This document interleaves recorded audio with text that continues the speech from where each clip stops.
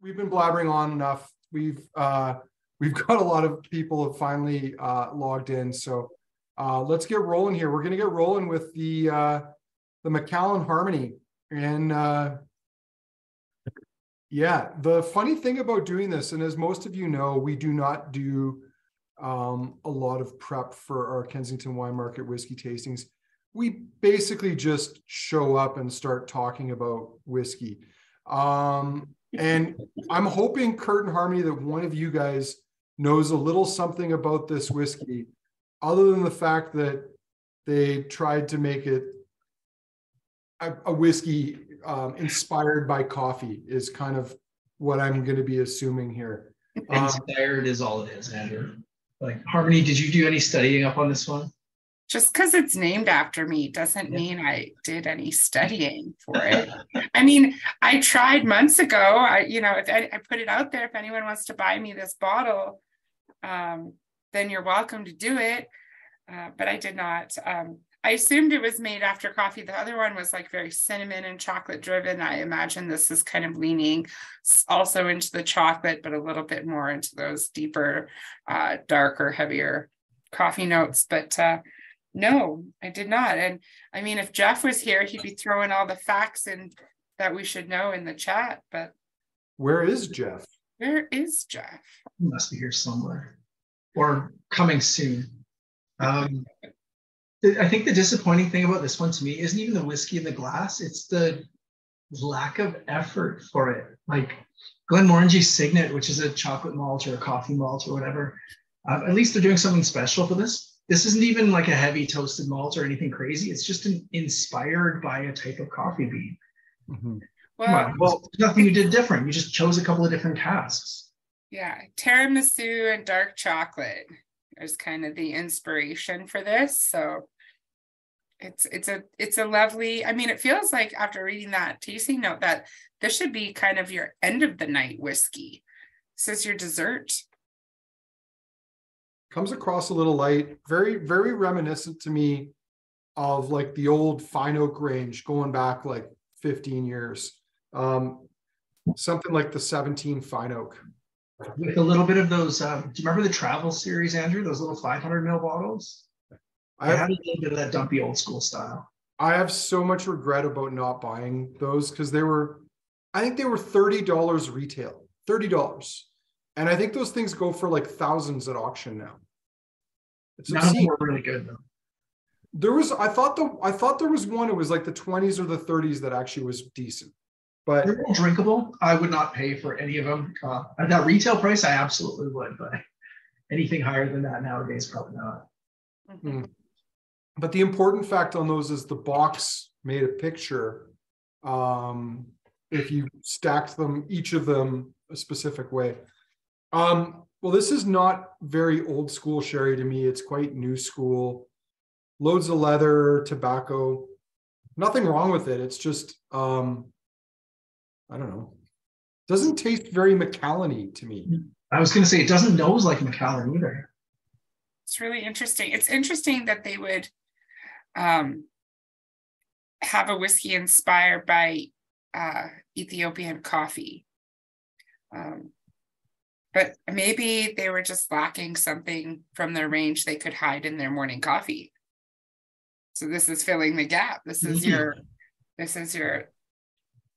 spiked coffee of choice whiskey. So let's pretend it's not Macallan. You stick your nose in the glass and taste it. There's Jeff joining us now. If you didn't know this was Macallan, what would you guess? And what would you actually try to objectively assess it as? I would say it's young.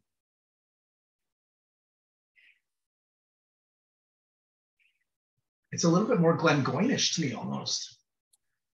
I was gonna go Aberlour. There is a little bit of a floral note here, which Aberlour always carries for me too. Kurt, do you want to fire the order there into the chat for Jeff, who just tuned in? Hey, Pumpkin. For those, Jeff, Harmony and Kurt were extremely worried that you weren't going to join us tonight, so there was deep concern. I was about to send a search party out on Instagram. As a whiskey, I don't dislike it. It's just, it seems a little, given that it's Macallan, it's not really coming across as Macallan. Not wowed by it, but there's nothing wrong with it. It's fine. It's just, I wonder if this is because they know less people want their double cask and triple cask than the sherry oak. I wonder if this is just another way for them to find ways to sell the stock that they don't have demand for. Probably. When the duty free market is saturated, you do something like this. Which, if that's the case, then compared to the 18-year-old double cask, this is a screaming deal. So it's like less than half the price.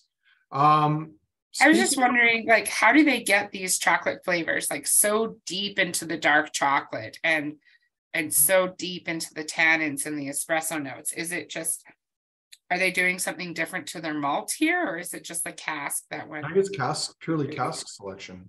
I think so. Macallan's got those really small, dumpy stills, right? So you've got a heavier type of spirit there, a weightier spirit, with a bit of a floral note into probably just really, really wet new school sherry. Mm-hmm. It's interesting. And I'm not even getting that like big, heavy, weighty whiskey out of this. The longer it's in the glass, the more I like it, actually. I prejudged this one. I was a little harsh on it. I'm okay with this one. Everyone prejudges, but when I see chocolate, I'm immediately curious. And come on, it had your name on it. And my name is on it.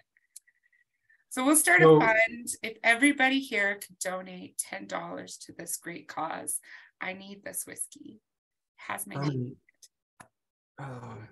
in it.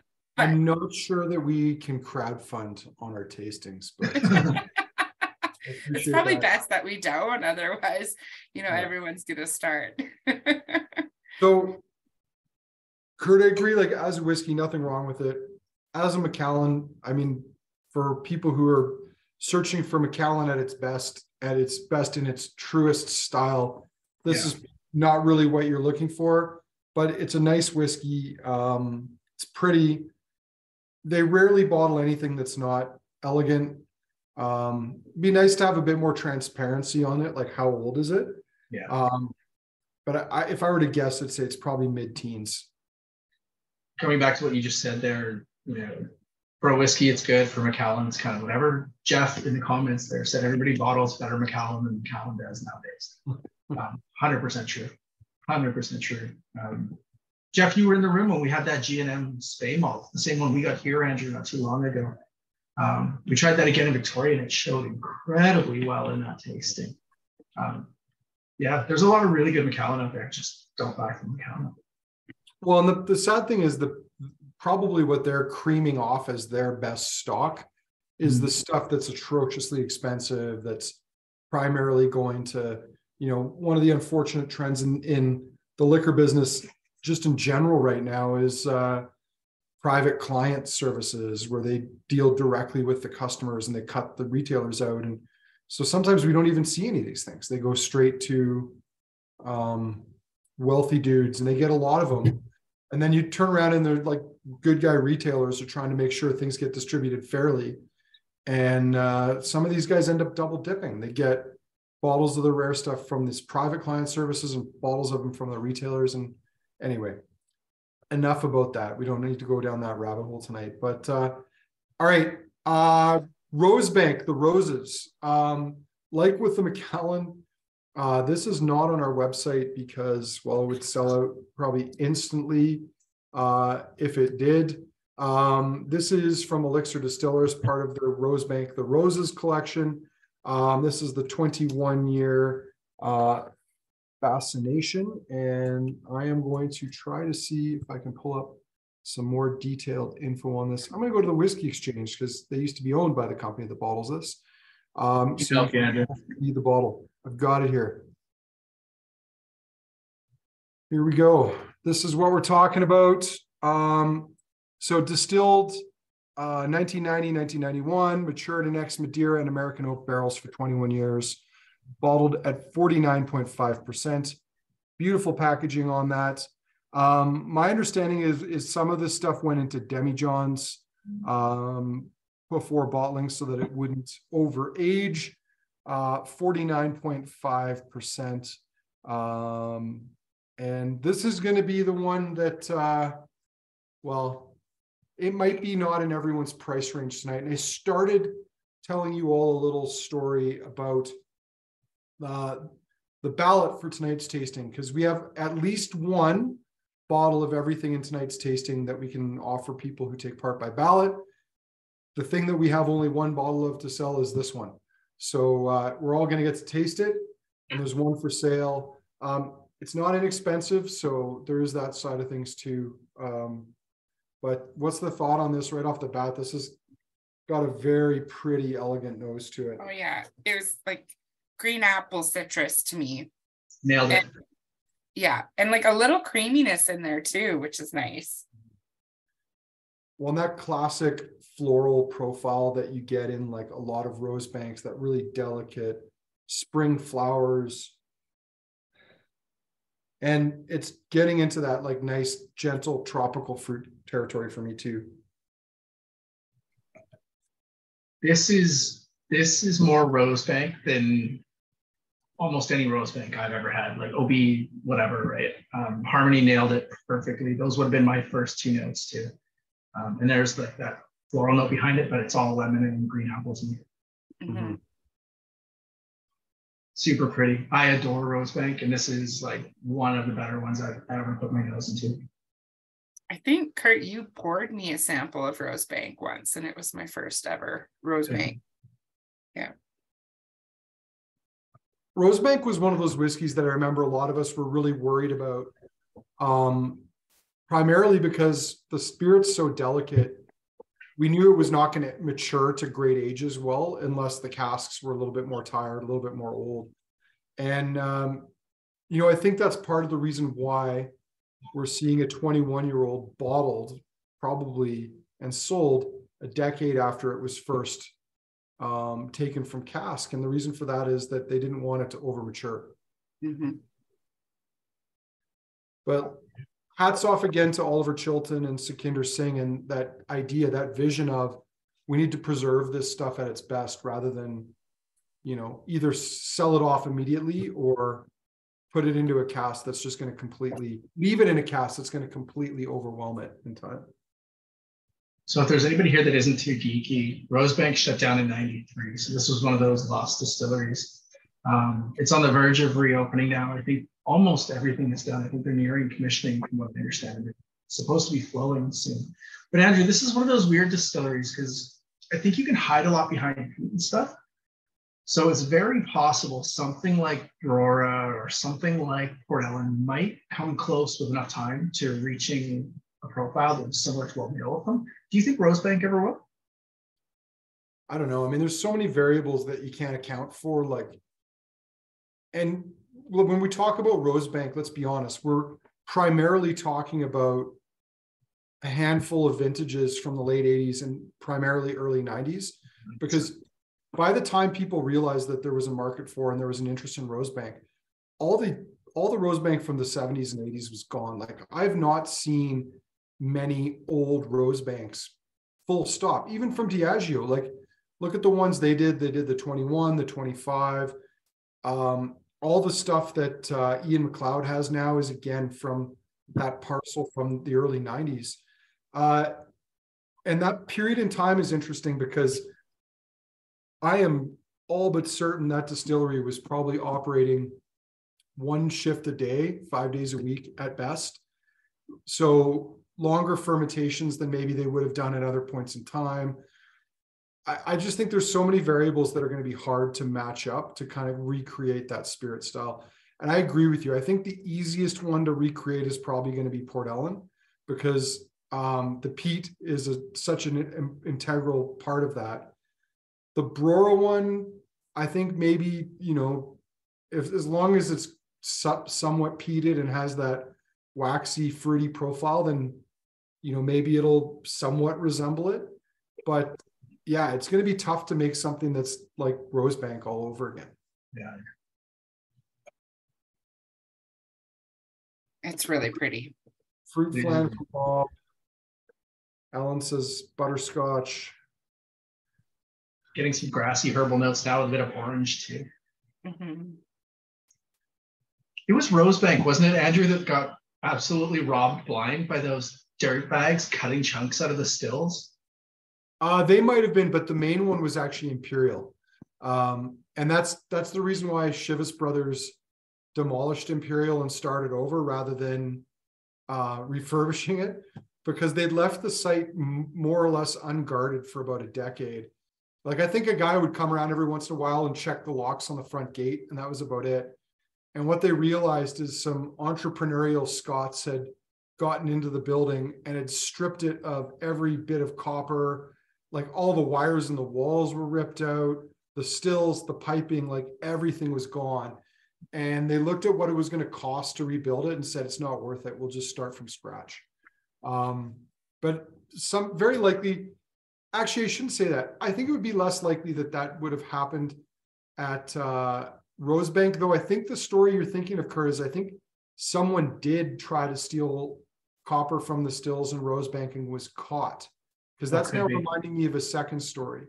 But regardless, beautiful dram.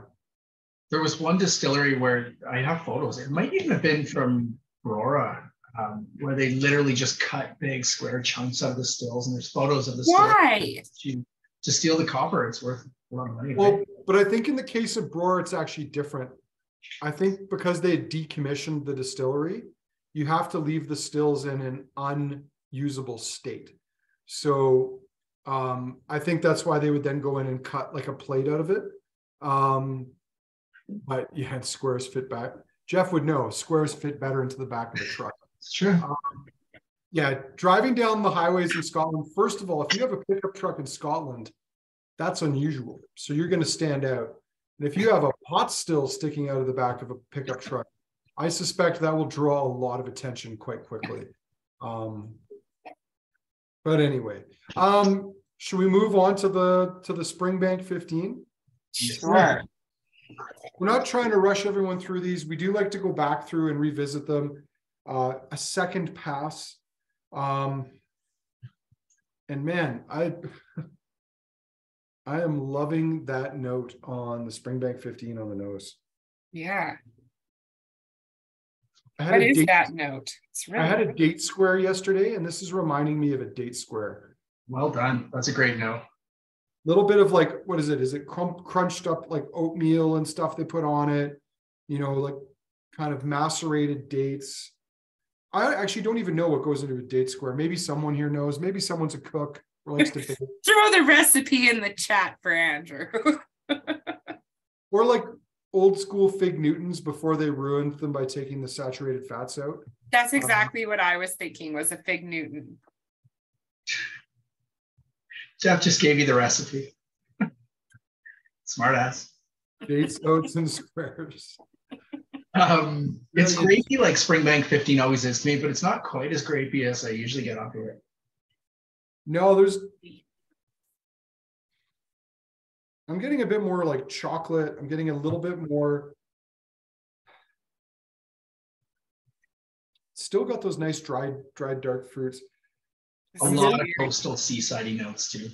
Yeah. I'm getting like the aftertaste of like a Diet Coke on my palate. Like after you had the Coke a while ago and it's just there. It's weird. I'm getting all ashy notes and minerally notes and dry cocoa notes on the palate. Really dry and ashy.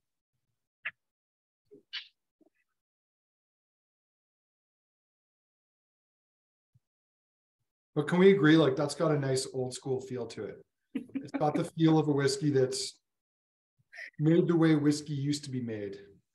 It's weighty and it's dirty. I love it. Yeah. Kevin. What's that? Kevin's note. The smell of someone else's Coke burp. What? And then I added after they smoked. But oh man, I don't hope to soon realize that image in real life. I think I can do without it. Yeah, I love the nose on this. I mean, And the mysterious Longrow, whoever that is, said this is all they need. This is all they need. If this is all you need, unless you've got some untapped supply of this, like, well done. If not, yeah, good luck. You might need another bottle there, Longrow. I've thrown this out before with some other ones, but like, to me, there's like British, like old aged British cheddar and like chutney on the nose. Man, so in our last tasting, the Campbellton blind tasting, Springbank 18 was the winner, but we all thought Springbank 10 was an absolute rock star, and the Hazelburn 10 was a rock star too. So that means we've loved the 15, the 18, the 10, and the Hazelburn 10. This latest outturn of Springbank was killer all the way around. I've always loved Springbank 10. It's always been a favorite for me. Yeah.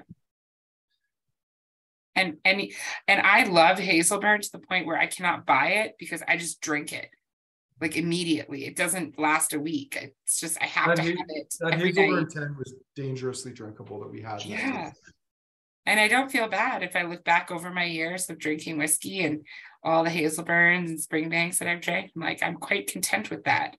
I'm a little bit more sad that I don't get to have that experience again because you can't find them on the shelves. And when people come into the store and say, oh yeah, I was at this shop, and they just had them sitting there. And I'm like, how long did you drive around to find that shop that just had them sitting there? Because our phones ring every day looking for Springbank. Well, that's why they don't get put on our shelves to sit around. We try to find creative ways to give them to the worthy. So at least that's what I tell myself. So yeah, it's great. Kurt, to your point before, this latest batch, I know you and I have talked about this previously, but like Springbank is not always on point. Like everybody, they have bad days. I mean, especially with some of those young 12-year cask strengths, like there was a couple of batches of them that were a bit rough. But I have to say that, I think I've been more conscious of tasting Springbank in the last 3-4 years when it's been harder and harder to actually get, that I've been impressed by the quality. So it could be that they're making more of an effort to put out good quality stuff now. And, the one thing I do love, and the last comment I'll quickly say about Springbank is I love the batch variation. I love how somewhat inconsistent the 10 is and the 15 is from release to release, and the 21. I mean, the 21, sometimes the cask recipe is completely different. And I love that because then every time I get a 15, it's a new whiskey. It's not just an attempt to replicate what came before it. Exactly right. You nailed it with that last sentence for me, where I think, well, first of all, I think somebody there, whoever's vatting, might be slightly sulfur blind because there's occasionally a fair bit of sulfur that slips by. But having said that, it kind of shows you that they're not aiming for consistency at all. They're just producing bottlings, aiming to release a good 50-year-old whiskey this time around and a good 50-year whiskey next time around, not with a recipe, not to the same makeup. It doesn't even matter. I love that too. Yeah, I mean, I think it's a bit of a mistake that the rest of the industry makes, and I know why they do it. And especially if you're like a really big player like Glenfiddich, who, this is something else we've talked about. As much as we never push Glenfiddich, almost everything in their stable is good. But they're worried that if the 15 changes too much, then maybe someone won't like it the next time and they won't buy it. And like, that's the conscious effort on their part. I guess if you're Springbank and you're never going to have enough whiskey to satiate demand, you can take a, devil may care attitude towards how each different batch matches up to the one before it. I didn't show you guys a bottle of Springbank 15, but I'm sure you've seen it before. Let's move on to the Bowmore Aston Martin 22-year. Which I'm sure many of you remember. We did the 21-year when we had was that part of the Bow Marathon, or did we put that into a different tasting? I think it might have been a different one. Harmony, do you remember? No, I don't. No, sorry. Jeff might remember, so we'll wait for him to tell us. Regardless, I was going into the Bowmore 21 year, the first release of this, with extremely low expectations. And the reason for that was like, I might as well get my biases out on the table now. I hate these cross promotion concepts. I don't understand them. I don't think it adds much to the value proposition of the product. If anything, it's going to add price, because now they've got to pay these other guys for the right to use and show their name. And I went in with a bit of a chip on my shoulder about the 22 year, and kind of had to eat some crow because it was actually pretty good. It was really good. I really like that, the 21 year old. So I'm interested to see how the 22 year stacks up here. We were scholars in the house saying it was the wet hot Whisky FOMO August 16th that had that Bowmore in it. So wet and so going hot. back to the whiskey ledgers of our It's funny how like amazing. The tasting participants take notes. The people hosting and planning said events have a memory that spans approximately 1 week. So could you imagine if like Kensington Wine Market ever did like a buried vault kind of project, the cool things that our customers could send us from their experiences shared with us?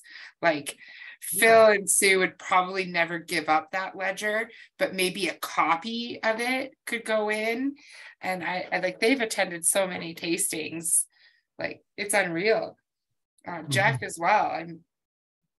His knowledge on the weird sayings and phrases that we've come up with throughout tastings.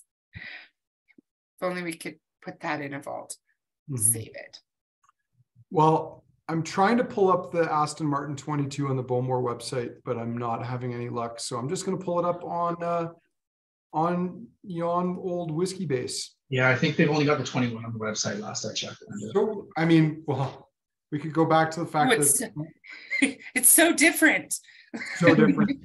Well, and apparently there's no declaration of what type of casks are in it, because there's nothing listed on Whiskey Base here either.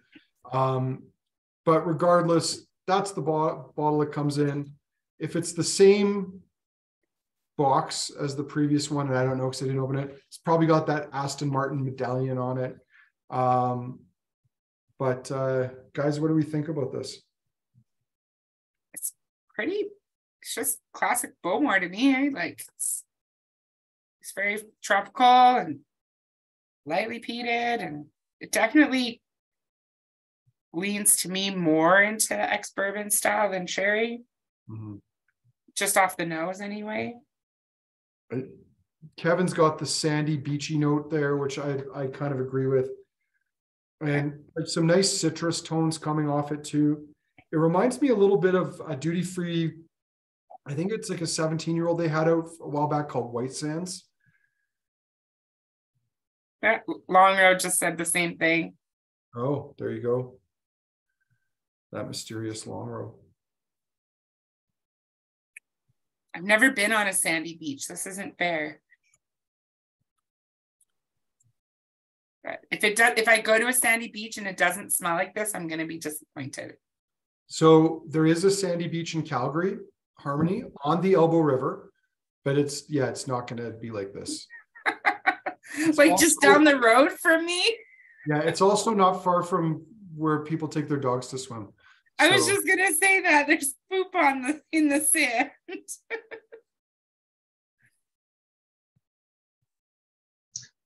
I love this. Mm-hmm. I wanted to not like it as much as I do, but this is one of the coolest Bowmores I've had in a long time. I like it better than any of the higher age statement ones we've had recently. The nose is not overly expressive. I get a little bit of like bug spray. I get a little bit of like kerosene or some kind of fuel on briquettes. I get like all those seaside coastal, some kind of burning seafood or something. And then on the palate, there's this really cool black currant hulls cough drop kind of note on it. It kind of leans into more of those grapey tones and really, really ashy. I love this whiskey. My favorite so far for sure. Yeah, it's beautiful. It's very well put together. It shows its age well, but it's not over oaked. And there's a curious element to it that's almost untraceable in this one. That lavender note is like there's a faint touch of it, but there's very, very little there. I feel like the lavender for me is more found on the exhale of the palate than on the palate itself. It's like an after note. Yeah, I agree with Sky. Oh yeah, I'd have to try these side by side, but I expect I probably would prefer the 21 because I'm kind of missing that lavender that's not there. mm-hmm. Kurt's Kurt's loving it. I love this one. I'm not big on the floral tones typically, which I guess kind of surprising. I love Rosebank as much as I do, or like Rosebank in general as much as I do. But I don't know, man. There's something about this. This is special. You talk about its years. I think it wears its years really, really well. It drinks older than 21.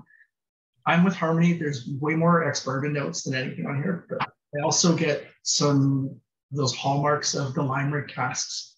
And I wonder if there's any of that in here. That was bottled at 50 and this is years on. Could be that there's some of that in there, but I think there's some sherry in here too. Sorry, you found what in the cask? Limerick? Well, Limerick, the 15-year cask strength heavily sherried one they did. I'm getting some of those kind of notes on the palate. It was a Kensington Wine Market exclusive for like 2 years. And then Beam Suntory took over. And despite the fact we sold more of the Lamrig in 1 year than the entire province of Alberta did of the regular 15, they would not allow us to continue with it as an exclusive. So, oh, that sucks. Anyway, I mean, and now I'm not bitter. I'm not bitter about it. What's crazy is like now our casks don't ever last 2 years as a concept. Like even now we've had our Glenfarclas 92 at the price point that it is for just a matter of months, and we're more than half gone. Yeah. Yeah. It's a lovely whiskey. I really like it too. I don't know if I like it more than the Rosebank though, but we've still got time to figure that out. Mm-hmm. All right. To tell. I'm going to go over to another website. Let's go to Longrow Town. Yeah. So it's not called Longrow. Just how often in a tasting do you have a Longrow fourth from final dram in the lineup? Not very often. All right. So 2022 edition Longrow 21. Here we go. Pull her up on the screen. This is the one we're talking about. Bottled at 46%, 30% bourbon, 60% sherry, 10% Chardonnay. Woohoo! Mysterious. We'll see how that comes across.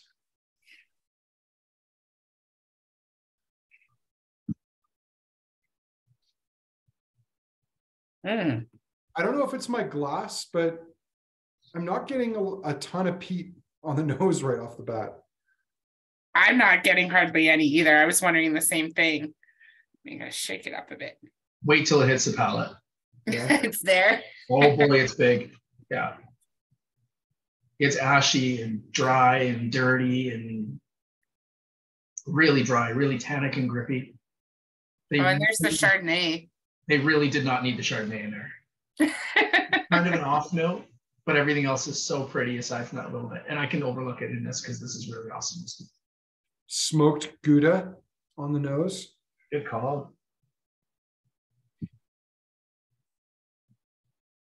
I'm getting like a hickory stick like note too. My favorite snack food. I think my palate is broken.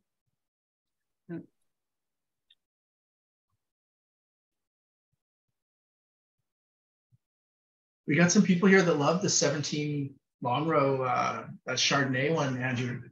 We were just discussing that a few weeks back in something else. We were talking about so that one, for those that don't know, I think it spent 7 years in bourbon and then 10 in Chardonnay, if memory serves. Yep.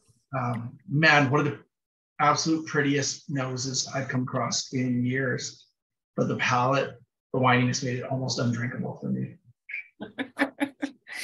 Going back to that Kensington wine sensitive market. Yeah, that's right.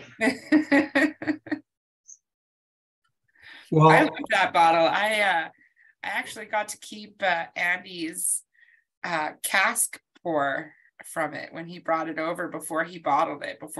He bottled it, and it was cask strength. I stole it from him. I mean, he said I could have it, but I was already taking it off the counter and walking away with it. Speaking of Andy, Andy's the guy who is our agent, brings in all the Springbank, Longrow, Hazelburn, Kilchoman, Kilchoman. He is a hero. He's a hero, and he's also got probably the best portfolio of whiskey going. Although James is starting to catch up, but we'll leave that one alone. Not get to that. But say you almost walked into that one. Yeah, I know. Andy just opened a restaurant out in Chestermere. We went for the first time this weekend, just 2 days ago. Oh my Lord. If you guys are in Calgary and you have a chance to go up to Chestermere to Andy's place, it's beautiful and the food is absolutely killer. You gotta do it. Did you guys go together? Louise and I, when we went for our date day, our belated Valentine's Day. I'm glad you did that. I'm overdue to get out there, but man, really good, Andrew. Catch a break. Yeah, it looks great. It looks like they're having lots of fun up there and it's doing well. So, yeah, I should go check it out. No, not Buchanan's. He's always at Buchanan's. Well, he used to be at Buchanan's. Now he doesn't have time because he has the restaurant. But Buchanan's was just the watering hole, the office, as we refer to it sometimes. Now the restaurant out in Chestermere is called Dunn and Company. Really, really cool. Sorry, just gonna close the door. Think it out.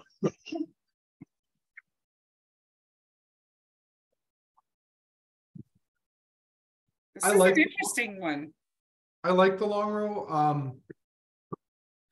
I agree. I think that Chardonnay component could have possibly been done without. Like, I would have liked to see something a little more naked. But I don't dislike it. I mean, at least it's not coming across. There's tannins in there for sure, but at least it's not coming across as sulfur. So, yeah. But yeah, I'm a little crestfallen about this Longrow. I don't know, I guess I remember trying earlier batches and being a bit more blown away by it. So I think bottle aging will do well for that one. What's that? I think bottle aging will do well for that one. I'll bet you if you opened that in about 10 years, a little bit of that wininess would blow off. All right. Shall we head to Pete Town? Yeah, let's do it. All right. So we have 3 Kilchomans. All of them rather limited in availability, which is unfortunate. I'm not sure where they go in the world, but I will say this on the record. I don't think Alberta and therefore Canada gets its fair share of Kilchoman. But it is what it is. And the saddest part to me is we get so little of the 100% Islay, which is routinely my favorite expression in the entire lineup. So here we go. Let's share my screen. It's so juicy. This is the 12th edition. So for those who aren't familiar with 100% Islay, this is the Kilchoman where they grow their own barley around the distillery on their own farm. They malt it on site. The whiskey is then milled, mashed, fermented, distilled, casked, and bottled on site. This is the most traditional farm to bottle whiskey in the whole of Scotland. And I would say over the last probably 4 to 5 years, it has probably been one of my favorite Islay whiskeys, full stop. And it's definitely been my favorite expression of Kilchoman. But we'll see how this edition comes up. And I know we've got ours marked as 2022. Hopefully that's the correct one that they've got on their sites. But there we go. Cask, bourbon and sherry. 29 bourbon barrels, 6 Oloroso sherry butts, aged for a minimum of 8 years. Part peated to 20 parts per million. 12,500 bottles released worldwide.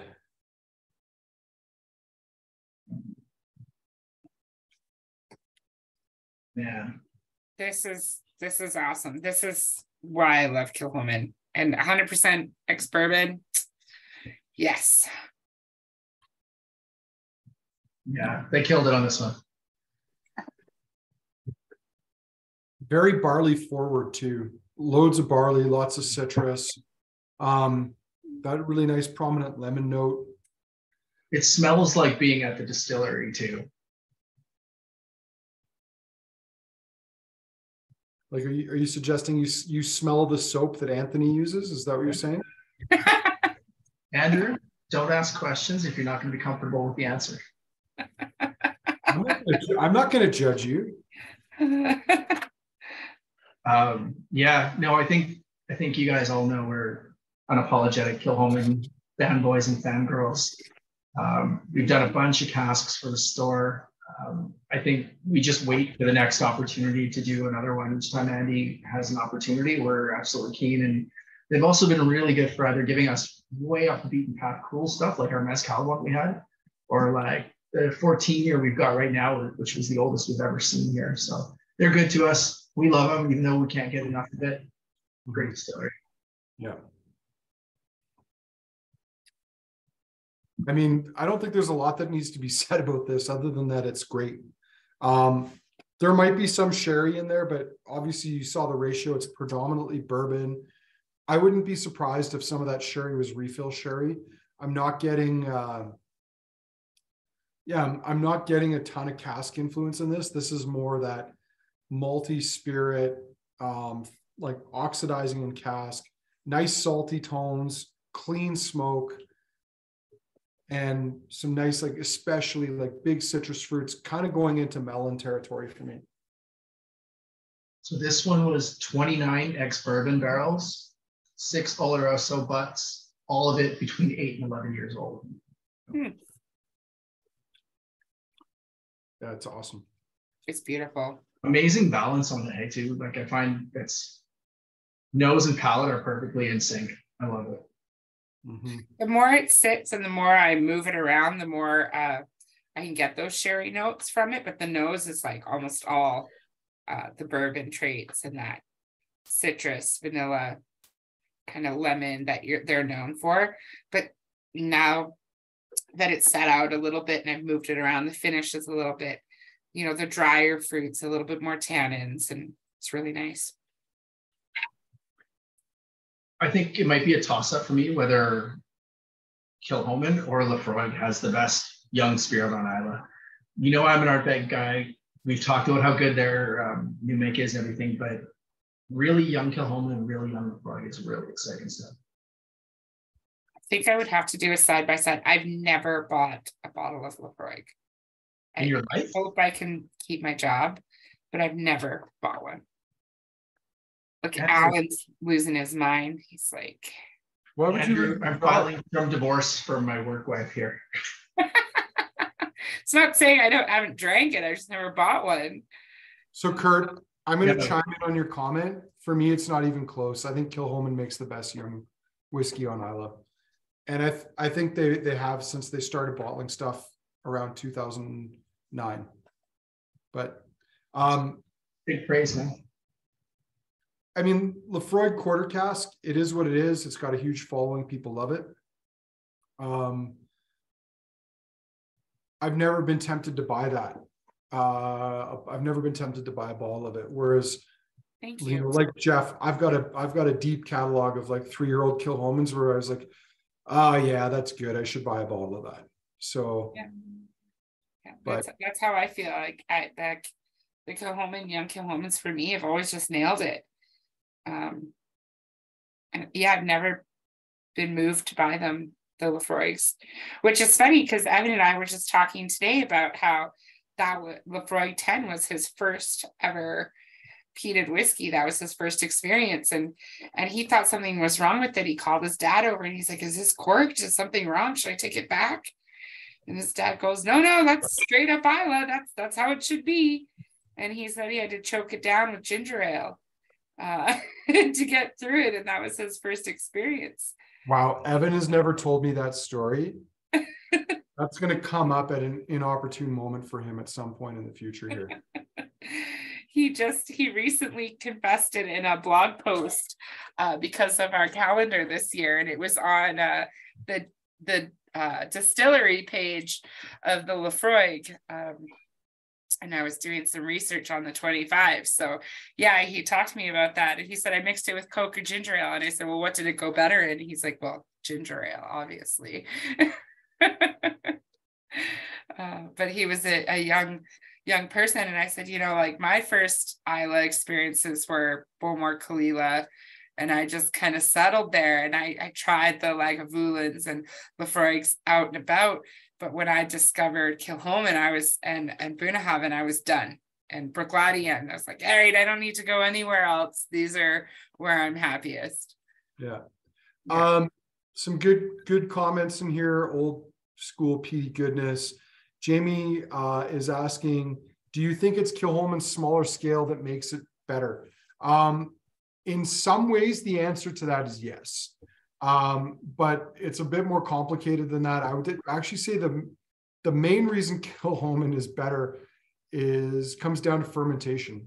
Lefroy's fermentation, I remember when I first visited them in the mid 2000s, and they were bragging that they had one of the fastest fermentations in Scotland, not just on Islay. And I think it was down to like 48 or 50 hours, which is short. That's a really short fermentation.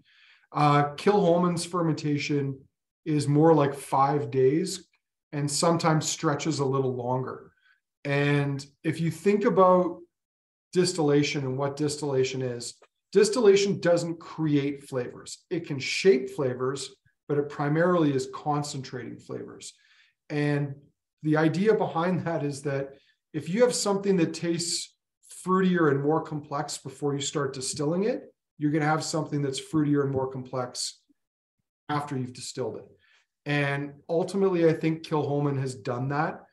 And the other thing about Kilchoman, and I got in a big argument about this, and this other guy who was purporting to be a whiskey expert disagreed with me. And then fortunately, Anthony Wills, I was at this tasting out in Ontario, he video conferenced in, and we put the question to him, and he said exactly what I did, which is that Kilchoman didn't have the luxury of time to cure its rough edges or to polish the spirit. They knew they needed like good whiskey right from day one. And the concept there was you can have a peaty spirit, you can have a smoky, salty spirit, you can have medicinal tones in it, but what you can't have are faults. And like just to make a go of this, you're going to have to start selling whiskey at a young age. And the only way to do that is if the spirit that's coming out of a cask after 3 to 5 years is drinkable and not rough and raw. And the thing about Kilchoman is that it's smoky, it's peaty, but it's clean. It is such a clean spirit. And that's not to say that it's lacking in complexity. It's got tons of complexity, but it is lacking in some of those rougher distillate edges that other whiskeys have, where maybe they wait, they're willing to wait until it matures before they bottle it. Kilchoman doesn't have the luxury of waiting. They never had the luxury of waiting. And their fermentations are longer and their distillation is longer too. They don't rush it. That's the major difference there. There was another one in here. People chase Loch Gorm, but yeah, 100% agree. I like Loch Gorm, especially when it's good, or some of those more heavily sherried batches of Saanich, or Saneg rather. But my favorite Kilchomans are bourbon and refill bourbon. I think the spirit is so beautiful if you put it into European oak, it just gets run roughshod over. So, Kurt, you look like you have something to say. No, you're literally speaking from my head. I think you and I have the same taste in these things. One of the last casks we brought into the store, I piggybacked off the same order. I had my own private cask for my club that we fell in love with, and Andrew liked it enough too that he brought some of that into the store. We love those young ex-bourbon cask Kilchomans. I think Kilchoman works with sherry, but it gets really rambunctious, and it's kind of a okay, this works, but it's a rough and tumble kind of whiskey. Kilchoman and ex-bourbon has an elegance that is comparable sort of only to our bag 10, but still sweeter and still more balanced, I think. Mm-hmm. Shall we move on to the Machir Bay cask strength? Yep. And Kurt, I may need to step out for a minute here. I believe the Walter is upstairs, probably looking for access to the backyard, so I might have to run up. But I'll put this up for a moment.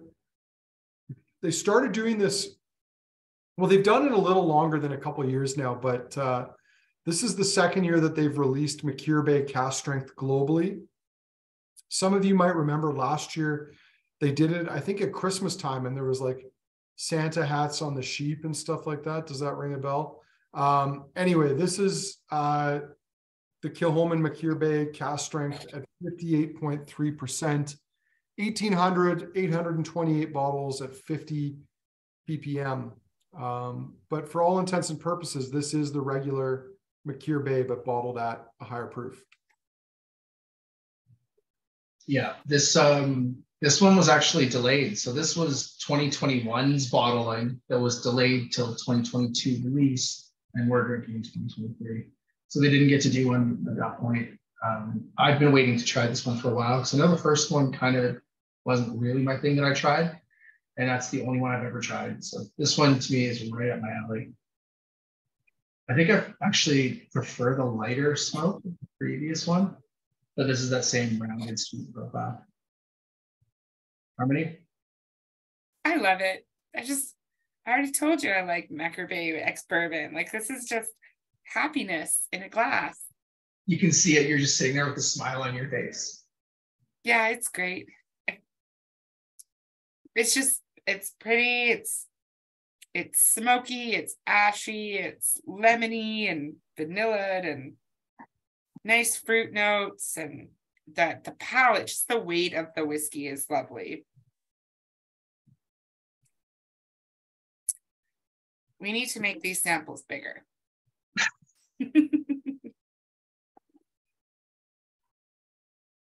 Yeah, no, Kilchoman just gets me. Oh. And there's a lot of passion from the top down. Andrew would attest to. We've done a lot of stuff with Anthony. He's a guy who did it out of passion, came from a wine background like Mark Rainier had. And Anthony's invested in every step of the distillery. You go there, you can talk to him when you're there. He came and helped tour us last time we were over there. And the team down, Robin and everybody that are working for him and with him and helping him come up with these things. Super, super passionate group. So I don't think we're ever really going to see a slippage in Kilchoman as long as this team is at the helm. Andrew, have we heard anything about another round of samples anytime soon? We've asked. So the ball is in motion, but Kilchoman's pretty good at turning things around once we make a decision. So yeah, I expect we'll have a new Kilchoman cast this fall. But that's all I'm going to say about that for right now. Mysteriously. Carmen or Harmony, were you like doing this? No, I was coughing.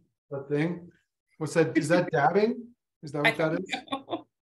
It was a thing at one point in time, I believe. All right. Kilchoman Casado Cask. I actually have no idea what this is. What's Casado? So it's Portuguese for marriage. So this one, Andrew, you got to help me out on. So Scotch whiskey regulations mean maturation in a vessel no larger than, is it 700 liters? Mm-hmm. So in this case, this is, I can't remember how many casks, like 68 or something silly like that, but married together in two massive multi-thousand-liter Portuguese wine vats before bottling. Is that okay? Well, it has to be, because otherwise they wouldn't have done it, or they would have been stopped. So I think what's essentially happening here is this is 8 years in bourbon, and then it goes into these giant vats, and then the clock stops ticking. So now you and I both know that it's not stopped aging. Maybe it's aging more slowly now, but the concept would be no different than like the vats that they have at Glenfiddich for the Solera, or at Ardbeg for the NO. Yeah, immediately got me thinking to those things too. So yeah, so if it spent a year in those things, then it's matured an extra year. But because it's in something larger than a 700-liter cask, it's not aging anymore. Technically, it's just in essentially a marrying tun would be the. Gotcha. But when I saw the 2-year duration on it, I was like, holy crap, that's like a long period of maturation still. There's wood influence, there's oxidative influence, everything there. But here's the thing about something like that. The Portuguese will use these vats for an extremely long period of time. One of the misnomers about port casks, and I know I've talked about this in tastings before, where I've gone to Portugal, I've asked the quintas whether they sell their casks for whiskey maturation, and none of them do. So I'm really curious to know what an export cask is, like what the supply is, because port houses don't want any wood impact on their wines. They're not looking to add toasty notes. They're not looking to add tannins or spices. What they want is a vessel for oxidation. So they use what they call dead wood. The wood to them is so inert, it's been used so many times for things like wine, that it can't add anything to the wine. All it's going to do is be a vessel for oxidation and maturation. And the only time these guys don't sell their casks off, that's the other weird thing. The only time they will ever change their casks is if it's leaking. And then they don't replace the entire cask, they just replace the stave. That's the problem. So these casks are used for 100 or more years. Like, it's kind of hard to wrap your head around that. So I would imagine with these ex-red wine vats, it's something similar. Like, these are things that have been used for decades, and they're not going to impart much, but it's a large vessel for maturation, not maturation, but for marrying and oxidation. Sorry, my long detour there. I was super curious about how they got away with that. Mm-hmm.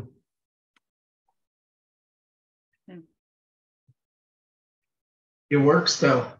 It gives you like a really savory barbecue sauce on seared seafood of some kind, like white fish or scallop or something almost. And the wine isn't super heavy. It's kind of ashy too, a little bit of wine spilled in an ashtray. No. Wine spilled in an ashtray, huh? Pretty spot on. I know someone said Skittles for the Machir Bay cask strength, but to me, this one is far more Skittles than that. Just like an assortment of fruit flavors. The more thought I give it, I actually did a couple write-ups for Milk and Honey today on the website, and I mentioned Jim Swan, Dr. Jim Swan, if you will. This guy, the longer I'm in whiskey, the more his influence over the last few years has been massive for me. I think Jim Swan has largely saved the whiskey industry from wine casks. Almost everything that he's ever touched, every distillery he's ever touched, the wine casks that come out of it afterwards are not only palatable, but really, really good. The STR process that he helped pioneer and put on the map is going to be his legacy. I think everybody in time is going to go, holy shit, why did we not do this before? Dr. Swan was onto the absolute best way to handle wine casks. STR is the way to go. Everything from Kilchoman, as far as I know, on the wine side is STR. Yeah, and you're obviously mentioning that because Jim Swan was one of the earliest distilleries that he consulted to after leaving his career was with Kilchoman. And, that advice that he gave Anthony, which is carried over to a lot of other distilleries, is, to make a good spirit, make it fruity. So long fermentation, slow distillations, put the spirit into good wood, has put them in good stead. And I know I've mentioned him at a few other times, but Dan Soar, who owns Cotswolds Distillery, probably gave me one of the best summations of why that long fermentation is so important. He said, when does a banana smell its most banana-y? Like, when do you get the most aroma from it? And it's the point right before it starts to rot, when it's at its maximum ripeness. And that's kind of what a lot of these guys now look at with their fermentations, is about maximizing that creation of fruity esters. Don't mind me, I'm just getting the poll started up. Kurt and Harmony, if you two would be so kind, would you get us rolling here on the speed round? Sure. Can I share something and really quick, and then I'll let Harmony take over and lead us through the speed round? I trust your mine right now. Kurt, is it your address so that people can come have a dram with you tonight? Absolutely, with this crew. Most of them. Anyways, there are a couple dodgy cats here, I know. But I think Phil and Sue are far enough away they wouldn't make any time.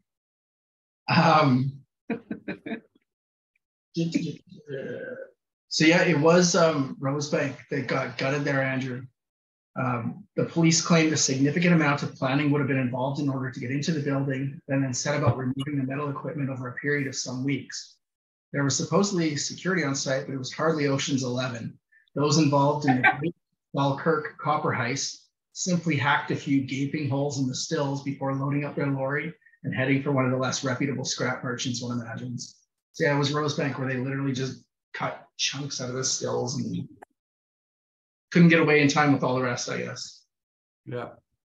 Well, I was going to say that does ring a bell now that Gordon Dundas was telling a story about one of somebody walking by hearing the sound of a metal grinder, but then being like, wait, this place is closed. And they didn't catch them, but it tipped them off enough that it spooked the guys and they left. Anyway, Harmony, you want to get us rolling back with your namesake whiskey? Yeah, it smells like a really great coffee. Curry, did you say? Coffee. It's like a mellowed out coffee. It's like, I don't know, like a latte of some sort to me. It's also got way more raisin notes in it and like dark fruit notes than I didn't find the first time.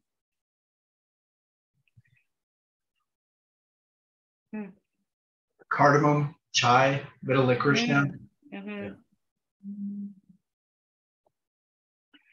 It's definitely not as like weighty and mouth coating as some of the other whiskeys we've had tonight, but yeah, glossettes. On the palate, glossettes, great note. Yeah, that was Phil's note. I just summarized it. Really good. Suzanne. She's the keyboard tonight. This to me is the epitome of what you call dumpy sherry on the palate. It just kind of feels like really fat and dull, kind of sits heavy on the palate. When you stick your nose in the glass at first, it's kind of like, oh, this isn't super pleasant. The longer you leave your nose in it and kind of pull it apart a little bit, it's like, okay, that's quite nice. Definitely wouldn't be the first one I'd reach for tonight, but better than I expected. I mean, I understand in like a FOMO tasting why it's here, but when you put it up against the lineup, it's like a whole different category. It's like, it should be on the left when everything else is on the right. Agreed. Yeah. That's it's different. I mean, like I said, if you were to strip Macallan from the label and just said, this is a whiskey, I know our preconceptions would have gone away. We could have probably enjoyed it better, but or different, enjoyed it differently, perhaps. But when you hear Macallan or you hear words from distillers, you expect certain things. And let's face it, nobody in this room is dumping this poured into their glass. We're still No. yeah. I've already finished mine. So exactly. I mean, if you were to get something like this from Aaron, you'd probably be like, wow, that's a nice whiskey. Yeah. And it's not that they don't make great whiskey. It's just like people would be more forgiving of it, I think. And Agreed. maybe the standard, the bar is set too high, but I like it. I get this kind of fun rum raisin thing on it. Yeah. It still is not very Macallan-esque to me, but that's okay. No, but it would go great in your morning coffee or chai latte or tea or whatever hangover juice or morning juice that you need. All right, Rosebank. Let's do it. I love it. Okay. So much lemon. A little bit of kumquats now. That kind of floral, sharp orange zesty note. I had my first kumquat on Saturday and I'm not finding it in here. No. But I believe you. I get more like orange than kumquat. I want to have a 3-finger pour of this and then fall asleep in the shade on a warm day somewhere.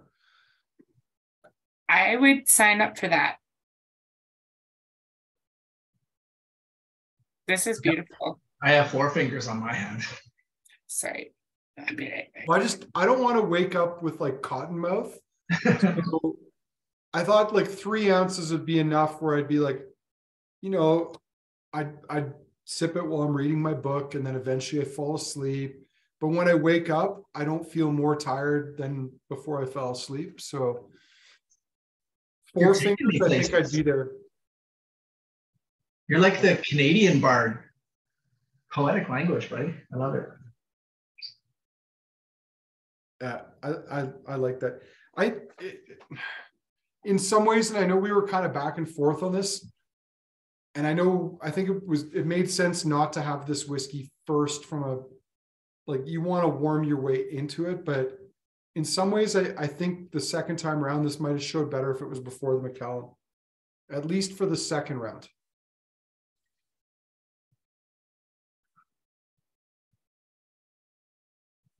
It's got some toasty lemongrass notes to me too. That kind of herbal should be blended into a smoothie kind of thing.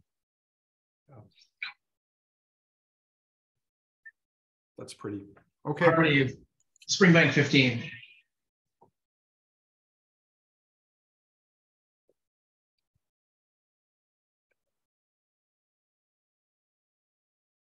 You're muted. It's because I was yelling at my dog. I said I get like barbecued notes on here. Yeah, I can see like barbecue, ruffle, potato chips. My favorite. I'm also getting Eat More, like a little bit of Eat More candy bar on the nose. Eat More, yeah, that's always something I find in the 15, which is so funny. I should clarify, you said Ruffles potato chips. I said that was my favorite. That is a lie. It would be the Old Dutch Ripple salted. That's my favorite. I didn't know there was like Ruffles barbecue until I think I was given some this past weekend, unless I'm misremembering that. But no, that's something. Regardless, the Springbank 15 is good. I don't think it's as good as the Bowmore though. So I'm kind of like, I'm just eager to move on to the Bowmore. Let's move on to the Bowmore. Yeah. It's funny, on this one I get like barbecued raisins. If that was a thing. Or maybe if you'd put them on like a lamb shank or something that's on the barbecue. Maybe. This is barbecue pork ribs. This is those Ruffles barbecue chips to me. Yeah. Like smoked brisket on the nose too. Yeah. Really nice, like grilled fat. There's a grilled fat note on this. Oh, now I want pork belly. Maybe a Yeah, reversed seared sirloin. Slightly mustardy too. Well, let's just jaunt our way onto the Bowmore, because now you got me thinking about it, and this nose is, oh my God, it's even better. Alberta is weird. Quiet down, Longrow. We'll smoke and grill anything. Berta is Berta, right? You know? Yeah, palate on that Bowmore is a rock star. Oh. Are you in the Longrow now, Harmony? No, I'm still on Bowmore. I'm still in the Bowmore too. Alas. If I died right now, it would be all right. I think this is what I would want to drink after I woke up from my 3-finger pour of the Rosebank. Just keep it going. Interesting way to plan your vacation time. I already know my vacation time is going to be all about mezcalritas. So I'm going to try to do what I did the last time I was there. I'm going to drink the resort out of mezcal. So nice. Where are you going? Mexico. Yeah, don't tell the people exactly where you're going. Huatulco. I'm going to Huatulco because it's in the middle of nowhere and there's no drug gangs and no one's going to shoot at my plane. So good. I was going to say, have you been reading the advisories? Yeah, I'm not going anywhere where people like to party. Let's just put it that way. So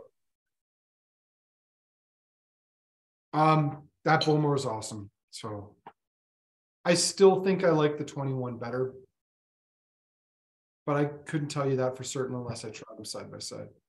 I know, but I remember the Bowmore 21 being excellent and also wishing that the sample pours were bigger. So there's definitely not something to compare it to.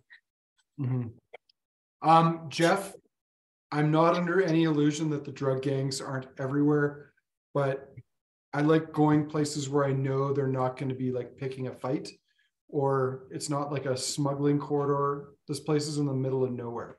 So we're good. Like next to a drug cartel home?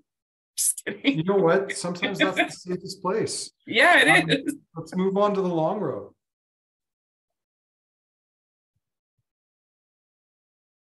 This almost seems muted now next to the Bowmore for me on the nose.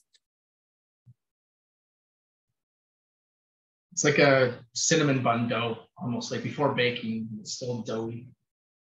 There's tons of like cinnamon and spice on this. Lots of ashiness still. I do really, really like the nose. I really wonder how much better the nose even could have been without that Chardonnay as well, though.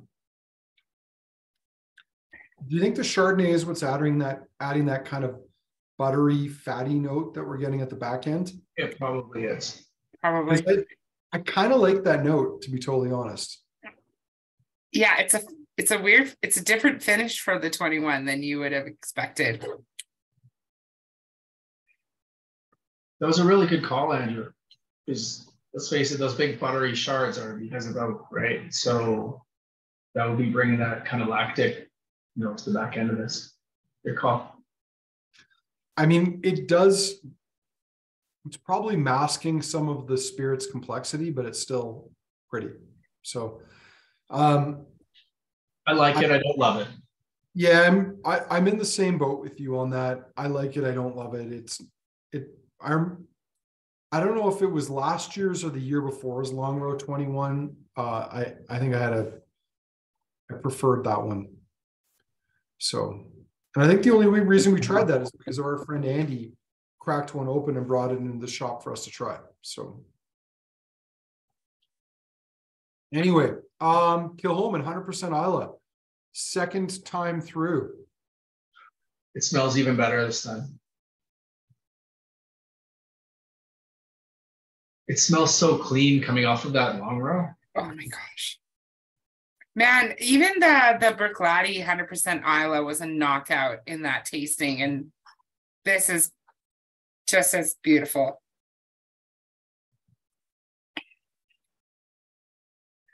So, Andrew, is this 100% Islay on raffle as well? Everything is. Yeah. And how many bottles of this do we have? I will fight all of you. The only reason there's 5 is because we opened one. So, and the sad thing is there was a time when, again, much like Springbank, no one appreciated this, and your humble whiskey merchants in Kensington would get 10 cases of this on an annual basis. Did I tell you during 1 case, sorry. The first year of COVID, for those of you who don't know, I have no immune system. So when the COVID thing started, I didn't go to work for many months because I was petrified working in service and serving a lot of pilots and travelers. I didn't work. And I stayed at home, and to save my money, I was drinking the whiskey that I had. And I drank a lot of whiskey, and I drank a lot of gin in that first year. And to the point when I moved, I scratched my head and thought, I think one of my friends that helped me move may have kept a case of Kilchoman in their car and didn't tell me about it, because I'm missing a lot of excellent Kilchoman casks that I remember buying. But then, yeah, only a case. They weren't being greedy. They were just very casually, just 6 bottles or so have gone. And I carefully emailed them, and I was like, maybe you could check your trunk and just like, maybe it's in there. And every one of them came back and said, nope, sorry, no, don't have it. And I finally went through conversations with story chats and posts online and realized very quickly that all through COVID, my most favorite product for consumption outside of exploring gin was my Kilchoman collection. And I drank through many bottles of Kilchoman that you can never get again. And so I was so sad. You stole from yourself. I stole from myself and didn't even realize it because I was having such a banger year of just sun tanning and weeding the lawn and riding my bike and working part-time, that I didn't realize that I drank about 8 bottles of delicious young Kilchoman, and I've been collecting them since they first came out, since Andy first brought them to me. And I'm like, where are they then? If they're not here, like one of my friends is not my friend. And it turns out that that not friend was me. Okay. And so now it's caught on, just like everything I've loved. And and there's only 5 bottles. And it's like, you've seen Split, right? This is just one of your other personalities that took over for a little while. It feels like it. It's a Greek tragedy, I think. Yeah. It's like how Marnie has boozy Marnie, who just can't control stuff. It's like Gin Harmony drinks all the Kilchoman after she finishes her gin and doesn't tell the real Harmony that she's doing it. But that's my fault for putting a whiskey cabinet in my bedroom. Shannon, bad call. I don't know if it's hash or marijuana, but I'm getting one of them on the Machir Bay cast strength right now. Oh, that's probably me. Maybe it's a marijuana joint dipped in hash, but I'm getting a little bit of that on the palate of the Machir Bay right now.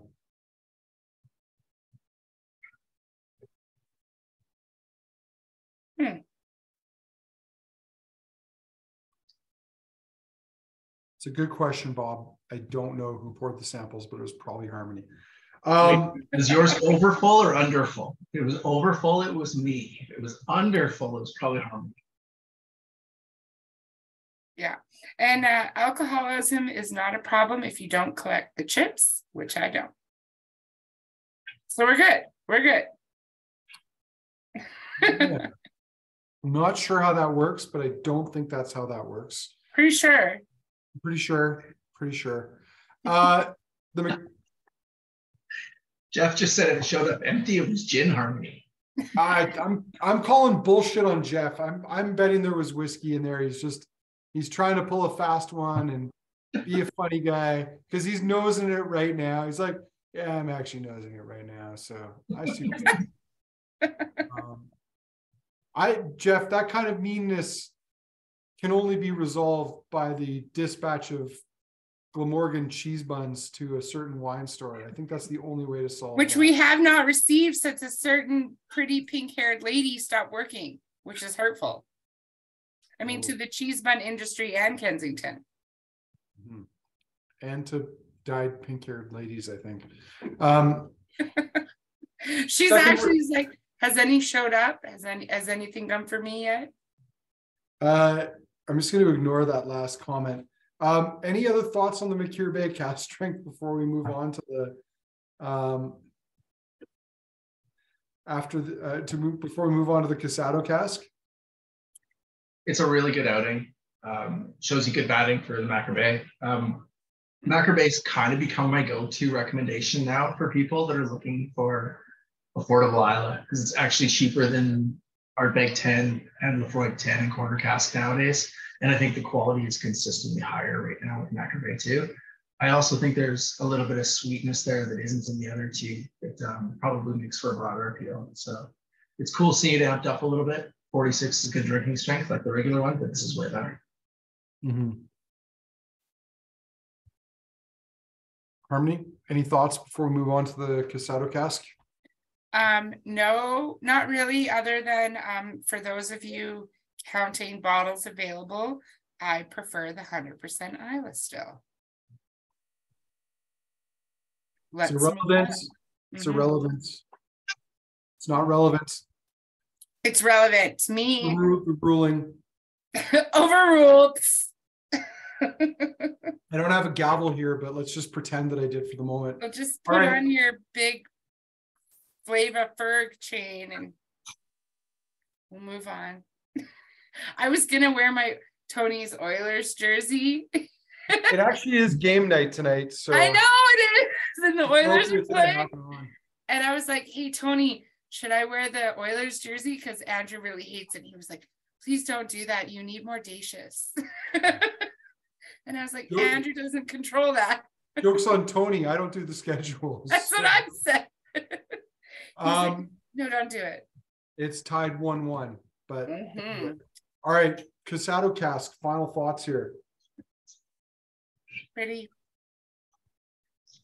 I reluctantly admit I like it. I was really skeptical. I would take the other two over this still, if I'm being honest. They were in the order I would prefer them. I'd happily take the 100% Islay first, then the Machir Bay, then this one. Kilchoman dresses well no matter how it dresses up, I think, like we talked about earlier. Sherry, whatever, it always works, but ex-bourbon is where it's the purest. And the 100% Islay is where I think it's easy to not only get romantic about it, but I think they're controlling everything. So it's a little bit cleaner, a little bit better. All right, I'm launching the poll. It is up. We're going to give you, let's say, 3 minutes to answer the poll. Unfortunately, if you're sharing a feed, you will have to share your vote, but you get to vote for your first favorite and your second favorite. So that is live now for a couple of minutes now. While we're doing that, I'm going to start with Kurt, put him on the spot. Kurt, yes, what sir. were your two favorite whiskeys tonight? In terms of overall intrinsic quality, the Bowmore probably pips it for me just slightly because of the palate. Balance on the Rosebank is right behind it. If I ultimately had to choose, I'd choose the Rosebank just because it's kind of cooler to drink and a little bit more scarce. But I think the Bowmore is just slightly better. Definitely those two. I'd have to flip a coin. All right. And if you had to pick a third? I would, oh man, that's really hard. I'm going to go with the Kilchoman 100% Islay, but I really want to pick the Longrow 21, but I think the Kilchoman is actually better. Very good, very good. Harmony, your two favorites plus one tonight. I feel like an echo machine. Bowmore, probably, and then Islay, and then the Rosebank 21 would be my third. Hey, Walter! Long time no see, buddy. He should come to the shop. I mean, like, daycare's cool and all, but I need a distraction. He's coming on Thursday for a little bit. But okay. But anyway. Harmony, sorry, continue, please. Oh, Harmony's coughing. Oops. While she's doing that, all right, so I'm going to go in reverse order. I'm really torn. I love the Kilchoman 100% Islay, but I think I'm going to go Springbank 15 for my number 3 because I really love that dirty style of Springbank. Number 2 for me is the Bowmore Aston Martin, and the number 1 is definitely the Rosebank. Like Kurt said, I mean, Rosebank is a whiskey distillery that, I mean, it's closed, it's been hyped, but I think a lot of the stuff that came out of it was good, but a lot of it wasn't great. And this is one of the more beautiful, more elegant Rosebanks I've had. So for those reasons, that is my number 3 in order. And I'm not sure if Harmony's entirely recovered yet or not, but I do note that 26, actually everybody who can vote has voted. Wow. So we'll come back to her in a moment. Kurt, sorry, did you have something there? I honestly don't think I've ever seen one where 100% voted with this many people. Yeah, it's cool. And we have a tie. The Rosebank and the Bowmore tie for favorite whiskey of the tasting. Looks like Kilchoman 100% Islay comes in second, and then Springbank 15 and Kilchoman, Machir Bay, and Longrow 21 tie for third. So that's kind of cool. And then second favorites in the lineup tonight, the Rosebank surges ahead. So if we're going to call it here, and I'm going to call it, Rosebank is the overall winner tonight. Bowmore looks like it comes second. And if third is going to be awarded, I have to say it looks like third place is going to Kilchoman 100% Islay. So kind of feels like we were in sync with our crew tonight, guys. It does, and it's kind of ironic because, as Jeff said, it was tough to pick tonight. There was a lot of good options, and I think any given night, any one of these would have been sitting higher or sitting lower. Mm-hmm. Yeah. And Jeff, Walter did have a haircut, and good of you to notice, because I'm sure many of you are in relationships, if you don't notice your better half got a haircut, they don't get happy. They're not happy about it. Like Harmony's making the signal there. I know when I don't recognize it immediately without prompting, Jen's really mad at me. So Jeff, you're clearly a very sensitive guy. You're on it. I appreciate that. That's great. Guys, any death sentence, Jeff says. Any other words of wisdom or things we want to convey before we call it a night here? Good tasting, man. Good lineup. I had fun. Yeah, it was a good lineup tonight. A lot of fun. And, and kind of eclectic lineup too, going from Macallan, Rosebank, Springbank, Bowmore, Longrow, and then a bunch of Kilchoman. A lot of those are not things that we get to try all that often anymore. So kind of fun to work our way through them. Couple of little tidbits for y'all. As I mentioned, for anyone who's interested in the Islay Festival this week in store, we do have some cool stuff coming that you will see in a new malt messenger, including the Rest and Be Thankful bottlings. And the cool little connection there is that these are bottlings done by Mark Renier, who used to own Brooklady, in conjunction with the Fox Fitzgerald guys who own the Pete's Beast lineup. Together, they both have the Waterford distillery as well too. There's some cool stuff coming. There's some new whiskey sponge bottlings coming in the very near future. So keep your eye out for that. And I know people keep asking, when are our Gordon MacPhail, Balblair, and Glen Scotia coming? And the answer to that is soon. And by soon, I mean sometime in the next week to 4 weeks. But I can't be more specific than that because I don't control that side of things. So but they're coming. They'll be here soon. And the Daft Mill 15 will be here relatively soon, I believe, sometime in the next month. Lots of stuff to look forward to. Lots of cool tastings. We're going to have a cool Daft Mill tasting when the 15 comes. So, Kurt, anything from you? No, I just love Jeff's last comment there. Tomorrow is order day, and tomorrow is soon. Harmony, anything from you? No, just keep drinking whiskey. Yeah. We need you to drink this. And if you're going to hoard it, at least drink some of it. And if you need Kurt or Harmony to come help you drink it, they're only an email away. I will be there in person or virtually, whatever is necessary. That sounds like a plan. Well, listen, guys, thank you very much for taking part in tonight's tasting.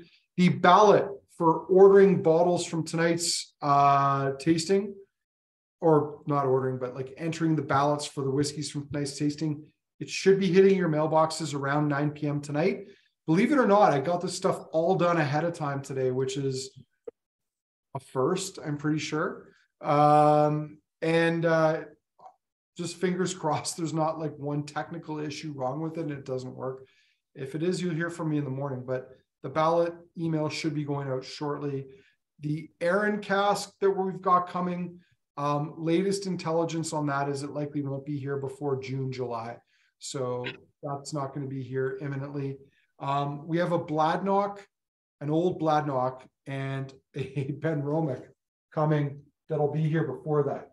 But, oh, someone's back. Anyway, on that note, everyone, I hope you have a good night.